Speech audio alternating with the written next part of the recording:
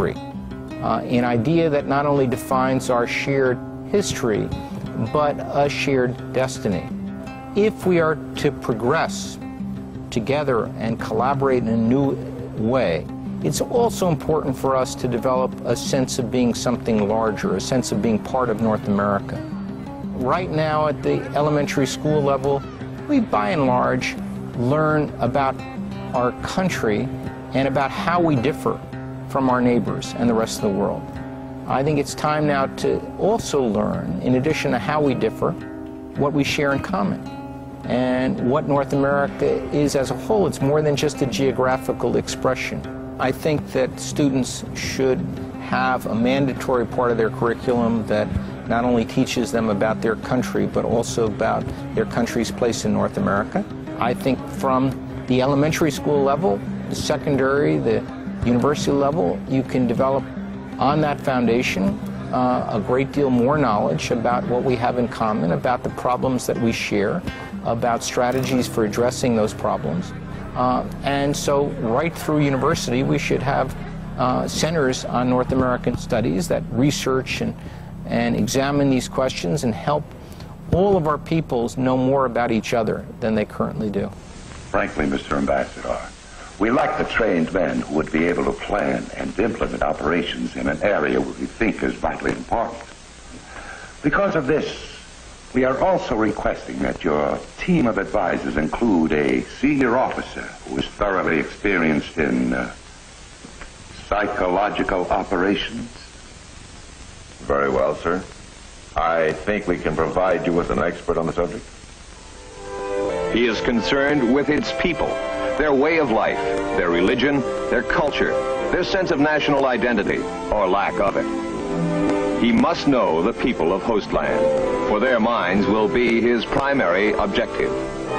He reviews the psychological objectives the United States hopes to achieve in Hostland.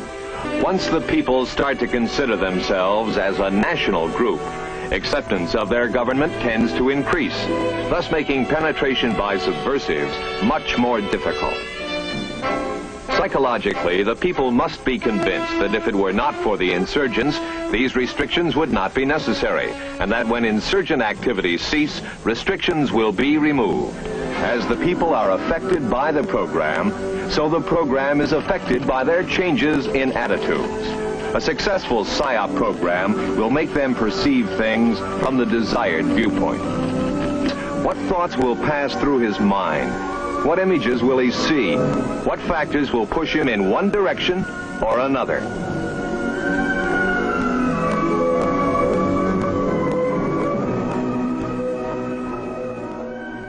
When you run the world, you tend to study how other people have run the world. Just like if you run a successful business, if you want to be a filmmaker, if you want to be an entrepreneur, you might study other business models. The people that currently run the world studied how the people before that ran the world and now want to create a scientific dictatorship. And that means they want permanent and total control over the world forever, so they never have to worry about revolutions again. So oligarchies have always been worried about revolution, always been worried about the people revolting. Oligarchies even popularized the idea of exile back in the 1200s, 1300s, where if the King of France got deposed, then he or she could go to England. And if the King or Queen of England got deposed, they would be exiled to France. So oligarchies were so worried about the people rising up in rebellion that they popularized the idea of exile to make that normal and make that an accepted thing you do to make sure you didn't kill your royal family who was a part of your country's history. Incrementally, they condition us to say that it's none of our business to look into things like giant multilateral trade deals that will affect every area of our society. They make it seem like it's not our responsibility. We have experts to take care of that. And the less we control our environments, the more apathetic we get. Placing the frog in a pot of cool water where the frog is very comfortable, and you gradually turn up the heat so that you don't, the change in heat is imperceptible until, of course, the pot is boiling, and then it's too late to do anything about it. That's what's happening now. So gradually, step by step, and gradualism is a process that Karl Marx talked about. This is right out of the Communist Manifesto. That if you move in baby steps, they're imperceptible. People simply don't take notice.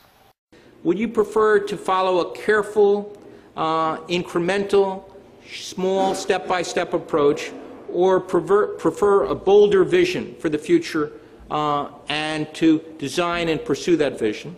And an overwhelming majority of both Canadians and Americans said yes to the bolder vision. And the people, I think, are ready.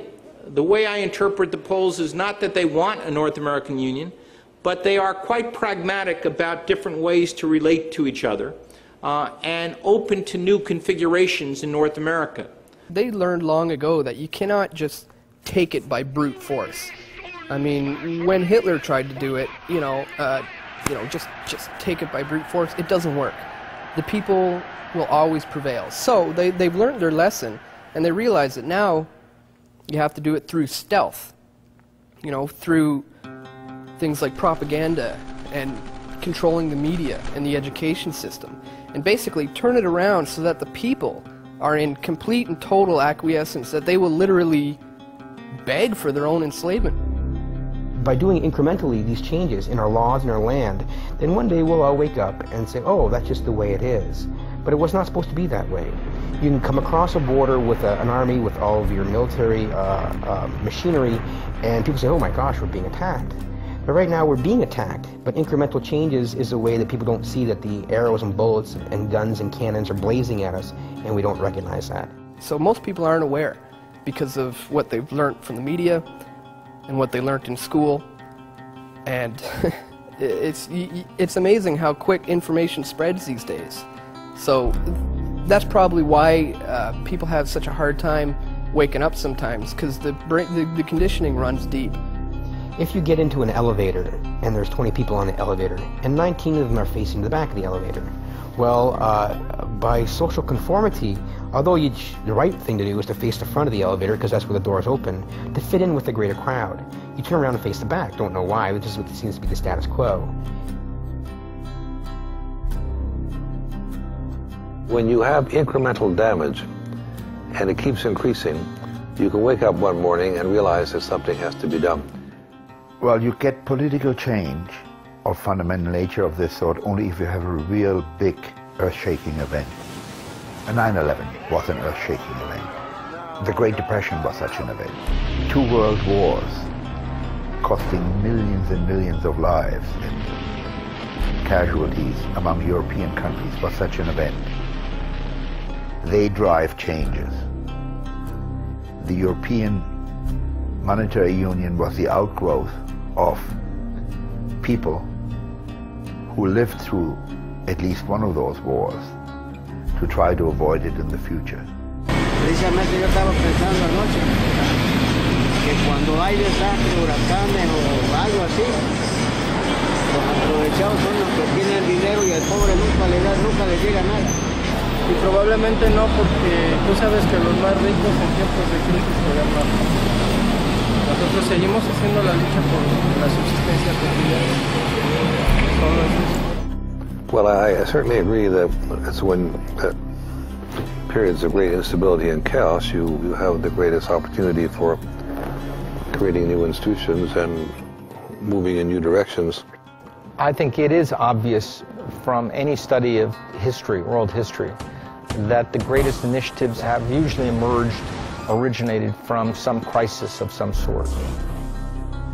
The United States Marshall Plan would have been unthinkable after World War I, but after World War II, we were prepared to give a substantial amount of money both to winners and losers to help them to recover.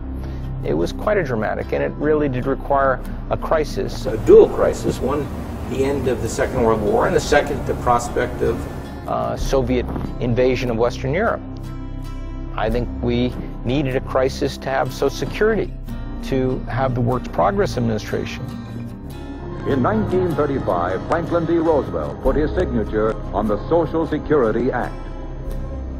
This Social Security measure gives at least some protection to 30 million of our citizens who will reap direct benefits through unemployment compensation, through old age pensions, and through increased services for the protection of children and the prevention of ill health.